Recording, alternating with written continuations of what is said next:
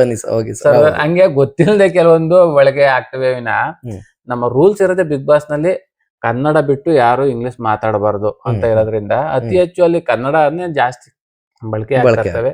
ಏನೋ ಗೊತ್ತಿಲ್ದೋ ಆಡು ಭಾಷೆಲಿ ಬಂದ್ಬಿಡುತ್ತೆ. ಈಗ ನೀವು ಮಾತಾಡಿದ್ರೆ ಅಲ್ಲಿ ನಾರ್ಮಲ್ ಅಂತ ಬಂದ್ಬಿಡ್ತು ಅಂದ್ರೆ ನೀವು ಇಂಗ್ಲಿಷ್ ಮಾತಾಡ್ಬೇಕು ಅಂತ ಅಲ್ಲ, ಅದು ಗೊತ್ತಿಲ್ಲದೆ ನಮ್ಮ ಆಡು ಭಾಷೆನಲ್ಲಿ ಹಂಗೆ ಕೆಲವೊಂದು ಬಂದ್ಬಿಡ್ತದೆ.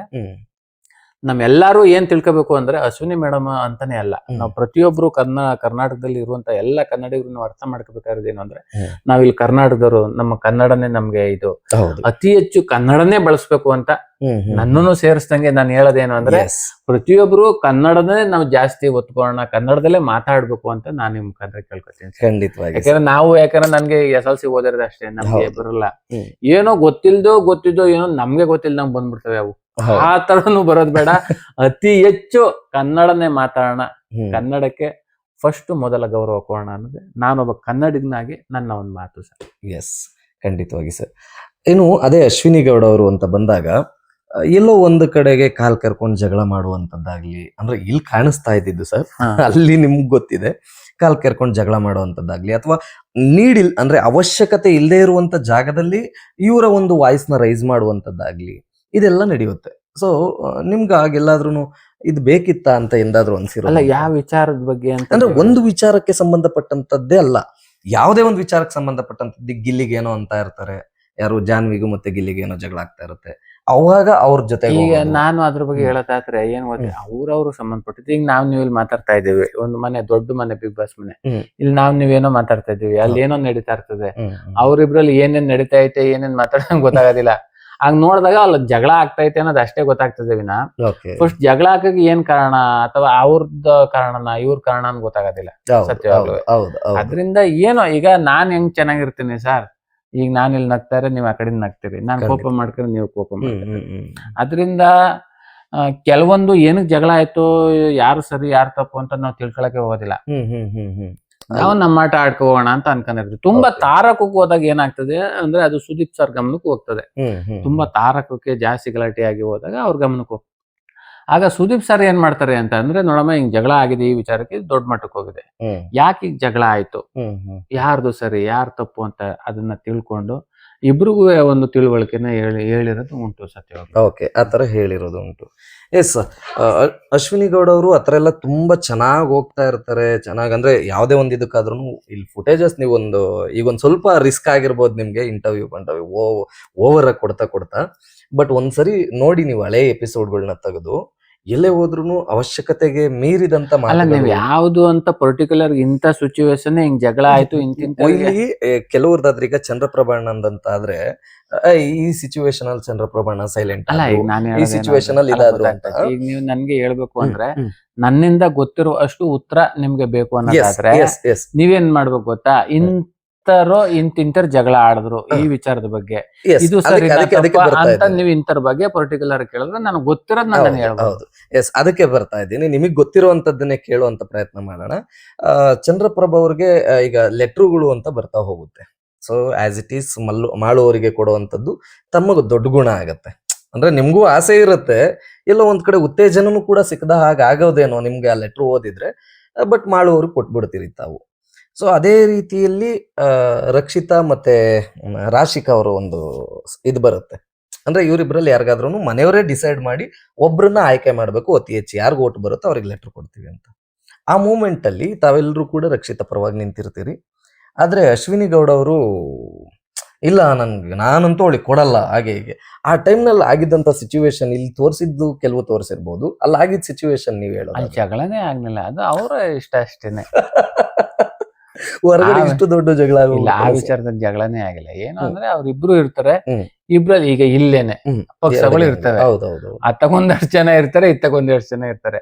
ಹಂಗೆ ಅಲ್ಲಿ ಇಬ್ರು ಇದ್ದಾಗ ನಿಮ್ಮ ಮತ ಯಾರಿಗೆ ಅಂದಾಗ ನಮ್ಮ ಮತ ಇವ್ರಿಗೆ, ನಮ್ಮ ಮತ ಇವ್ರಿಗೆ ಅಂತ ವಾದ ಆಗೈತೆ ವಿನ ಅದ್ರಲ್ಲಿ ಅಲ್ಲಿ ಜಗಳ ಏನಾಗಿಲ್ಲ. ಜಗಳ ಅದೇ ಅತಿರೇಕದ ವಾದವೇ ಜಗಳದ ತರ ಪೋಟ್ರೆ ಆಗತ್ತೆ. ಇಲ್ಲ, ನೀವು ಯಾವ್ದಾರು ಪರ್ಟಿಕ್ಯುಲರ್ ಇಂತಿದ್ದು ಅಂತ ಹೇಳಿದ್ರೆ ನಾನು ಹೇಳ್ಬೋದು. ಈಗ ಅಲ್ಲ ಆಯ್ತಲ್ಲ, ಈಗ ಇಬ್ರು ಎಲೆಕ್ಷನ್ ನಿಂತಿದ್ದೀರಿ, ನೀವು ನಿಮ್ ಸ್ನೇಹಿತರು, ಇಲ್ಲಿ ಒಂದಷ್ಟು ಜನ ಇರ್ತೀವಿ. ಅಲ್ಲಿ ನಮ್ಮ ಅಭಿಪ್ರಾಯ, ನಮ್ಮ ಓಟು ಈ ಪಕ್ಷಕ್ಕೆ, ನಮ್ಮ ಹೌದು, ಓಟು ಈ ಹೌದು, ಪಕ್ಷಕ್ಕೆ ಅಂತ ಹೌದು, ಇರ್ತದೆ. ಹೌದು. ಅಲ್ಲಿ ಅದು ಅವ್ರವ್ರ ಅಭಿಪ್ರಾಯ ಆಗಿರ್ತದೆ ವಿನ ಜಗಳ ಅಂತ ಅಲ್ಲ, ಅದು ಅವರು ಕಂಡು ಬರೋದಿಲ್ಲ. ಅತಿರೇಕದ ವರ್ತನೆ ತೋರಿಸುವಂತದ್ದಾಗತ್ತೆ. ಇಲ್ಲ, ನಾನು ಯಾವುದೇ ಕಾರಣಕ್ಕೂ ಕೊಡಲ್ಲ ಅವಳಿಗೆ ನಾನು ಕೊಡೋಕೆ ಇಷ್ಟ ಆಗಲ್ಲ, ಅವಳಿಂದನೇ ಈ ಮನೆಗೆ ಎಷ್ಟೋ ಅದು ಜನ ಜಗಳ ಅಲ್ಲ, ಅದು ನಿಲುವು ಅದೇ. ಅಷ್ಟೇನೆ. ಹ್ಮ್. ಜಗಳನೇ ಬೇರೆ ಸರ್, ನಿಲುವೇ ಬೇರೆ. Okay. ಯಾಕೆಂದ್ರೆ ನನ್ನ ಮತ ಹಿಂತಿರ್ಗಿಯ. ಈಗ ನೀವ್ ಹ್ಮ್. ಯಾವ್ದೋ ಒಂದ್ ಪಕ್ಷ ಆಗಿರ್ತೀರಿ, Okay. ಬೇರೆ ಹಾಕಿದ್ರೆ ಹಾಕ್ತಾರೆ, ಇಲ್ಲ. ಇಲ್ಲ ಕಣಪ್ಪ ಇದೊಂದು ನಾನು ಅವಾಗಿನಿಂದ ಇದ್ಕೆ ಓಟ್ ಹಾಕ ಬಂದಿದ್ದೀನಿ, ನನ್ನ ನಿಲುವು ಇದ್ಕೆನೆ ಅಂತ. Okay. ಅದು ನಿಮ್ಮ ನಿಲುವಾಗಿರ್ತದೆ, ಜಗಳ ಅಲ್ಲ. ಪರ್ಟಿಕ್ಯುಲರ್ ನಾನೇ ಹೇಳ್ಬಿಡ್ತೀನಿ ತಡ್ರಿ, ನೀವು ಯಾವ ಜಗಳ ಅಂತ ಅಂದ್ರೆ ಈ ಗೆಜ್ಜೆ ವಿಚಾರದಲ್ಲಿ ತುಂಬಾ ಅತಿರೇಕ ಅದು ಜಗಳ ಫಸ್ಟ್ ಆಗಿದೆ. ಒನ್ ಆಗಿದ್ದು ಅಣ್ಣ, ಅದು ಆಯ್ತು. ಸುದೀಪ್ ಇದು ಜಗಳ ಅಲ್ಲ, ಅದು ಜಗಳನೇ ಅಲ್ಲ. ನಾನ್ ಜಗಳ ಹೇಳ್ತಾ ಇಲ್ಲ, ನಾನ್ ಜಗಳ ಅನ್ನೋ ಟಾಪಿಕ್ ತೆಗಿಲಿಲ್ಲ. ನಾನ್ ತೆಗಿತಾ ಇರೋದು ಅಲ್ಲಿ ಒಂದು ಮಾತು ವಾದವಾದ ನಡೀತಾ ಇದ್ದಾಗ ಇವರ ಅವಶ್ಯಕತೆಯೇ ಇಲ್ಲದೆ, ಅಶ್ವಿನಿ ಅವರ ಅವಶ್ಯಕತೆ ಕೆಲವು ಟೈಮ್ ನಲ್ಲಿ ಇಲ್ದೇನೆ ಅಲ್ಲಿ ನಾನು ಅನ್ನೋದನ್ನ ತೋರ್ಸೋದಕ್ ಹೋಗ್ತಾರೆ ಒಂದು ವಿಚಾರದಲ್ಲ. ಯಾಕಂದ್ರೆ ಇಲ್ಲಿ ಏನಾಗಿದೆಯೋ ಗೊತ್ತಿಲ್ಲ, ಅಲ್ಲಿ ಜಗಳ ಅದು ಇದು ಅನ್ನೋದೇ ಇಲ್ಲ. ಈಗ ನಾನು ಅದನ್ನು ರಕ್ಷಿತಂಗ ನನ್ನ ಓಟು ಇತ್ಗೆ ಅಂತ ಇರ್ತದೆ, ಅವ್ರ ಓಟ ರಾಶಿಕೆಂಗೆ ಅಂತ ಇರ್ತದೆ. ಅದು ಜಗಳ ಎಲ್ಲಿ ಬತ್ತು, ಅವ್ರವ್ರ ಅಭಿಪ್ರಾಯ ಅಷ್ಟೇನೆ. ಎಸ್, ಓಕೆ ಅಣ್ಣ. ಅಲ್ಲಿ ಆತರ ಅಭಿಪ್ರಾಯಗಳು ಅತಿರೇಕಕ್ಕೆ ಹೋಗಿ ಇಬ್ರಿಗೂ ಕೂಡ ಲೆಟರ್ ಸಿಗಲ್ಲ. ಈಗ ನೀವು ಮತ್ತೆ ಧ್ರುವಂತ್ ಅವರು ಮತ್ತೆ ಮಾಳುವವರು ಅಂತ ಬಂದಾಗ ಮೂವರಲ್ಲಿ ಸೂಕ್ತವಾಗಿ ಡಿಸ್ಕಸ್ ಮಾಡ್ತೀರಿ, ಆರಾಮಾಗಿ ಮಾಳುಗೆ ಕೊಟ್ಬಿಡೋಣ ಚಂದ್ರಣ್ಣ, ನಾನು ಸ್ಟ್ರಾಂಗ್ ಇದ್ದೀನಿ, ನೀವು ಸ್ಟ್ರಾಂಗ್ ಇದ್ದೀರಿ. ಧ್ರುವಂತ್ ಅವರ ಬಾಯಲ್ಲಿ ಬರ್ಬೇಕು ಅಂತಂದ್ರೆ ನೀವು ಅಲ್ಲಿ ಏನೋ ಮಾಡಿದ್ರೇನೆ ಸ್ಟ್ರಾಂಗು ಅನ್ನೋ ಪದ ಬರೋದು, ಅರ್ಥ ಬರೋದು. ಸೊ ನಾನು ಸ್ಟ್ರಾಂಗ್ ಇದ್ದೀನಿ, ನೀವು ಸ್ಟ್ರಾಂಗ್ ಇದ್ದೀವಿ, ಮಾಳು ಎಲ್ಲೋ ಒಂದ್ ಕಡೆ ಡೆಲ್ ಆಗ್ಬಿಟ್ಟಿದೆ ಅಣ್ಣ, ಕೊಟ್ಬಿಡೋಣ ಅಂತ. ಸರಿಯಪ್ಪ ಆಯ್ತು ಅಂತ. ನಾನ್ ಸತ್ಯವಾಗ್ಲು ಡೆಲ್ಲು ಅನ್ನೋದಕ್ಕೆ ನಾನು ಸತ್ಯವಾಗ್ಲು ಕೊಡ್ನಿಲ್ಲ. ಯಾಕಂದ್ರೆ ನಾನೊಬ್ಬ ಮನುಷ್ಯನಾಗಿ ಒಂದು ಮಾನವೀಯತೆ ದೃಷ್ಟಿಯಿಂದ ನನಗಾದ್ರೂ ಪರವಾಗಿಲ್ಲ ನೋವು, ಪಾಪ ನಿನ್ಗೆ ಮನೆಯವರು ನಿಮ್ಮ ಮಕ್ಕಳು ಯೋಗಕ್ಷೇಮ ಏನು ಅಂತ ನಾರು ತಿಳ್ಕೊಳಕ್ಕೆ ತಕೋ ಮಾಡು, ನೀನು ಓದ್ಕೋ ಅಂತ ನಾನು ಕೊಟ್ಟನೇವಿನ ನಾನ್ ಸ್ಟ್ರಾಂಗು ಅವರು ವೀಕು ಆ ಒಂದ್ ದೃಷ್ಟಿಕೋನದಲ್ಲಿ ಕೊಟ್ಟೆ ಇಲ್ಲ. ಇಲ್ಲೊಂದು ಮಾನವೀಯತೆ ದೃಷ್ಟಿ ಅಷ್ಟೇ. ಹೌದು ಹೌದು, ಆ ಒಂದು ದೃಷ್ಟಿಕೋನದಲ್ಲಿ ನಾನು ಅವ್ರು ಕೊಟ್ಟೆ, ತಗೋ ಮಾಡು ಓದು ನೀನೆ ಅಂತ ಅಷ್ಟೇ. ಎಸ್. ಇನ್ನು ಯೂಟ್ಯೂಬ್ ಮತ್ತೆ ಸಿನಿಮಾ ಅನ್ನೋದೊಂದು ಟಾಪಿಕ್ ದೊಡ್ಡದಾಗಿ ಜಗಳ ಆಗತ್ತೆ. ಯಾರು ಅಶ್ವಿನಿ ಅವರ ಮತ್ತೆ ರಕ್ಷಿತಾ ಅವರು ಮತ್ತೆ ಗಿಲ್ಲಿ ಅವರು ಮೂವರ ನಡುವೆ ವಾಗ್ವಾದಗಳು, ಅದು ಜಗಳ ಅನ್ನೋ ತಪ್ಪಾಗತ್ತೆ ನೋಡಿ.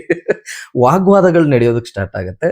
ಆ ವಾಗ್ವಾದಗಳು ನಡೀತಾ ಇರ್ಬೇಕಾದಾಗ ಅಶ್ವಿನಿ ಅವರು ನಿಮ್ ತರ ನಾನು ಯೂಟ್ಯೂಬ್ ಚಾನಲ್ ಬೇಕಿದ್ರೆ ಮಾಡಬಲ್ಲೆ, ನನ್ನ ವಯಸ್ಸಿಗೆ 100 ಸಿನಿಮಾ ನಿಮ್ಗೆ ಮಾಡೋ ತಾಕತ್ತಿದೆಯಾ ಅಂತ ರಕ್ಷಿತಾ ಕೇಳ್ಬಿಡ್ತಾರೆ.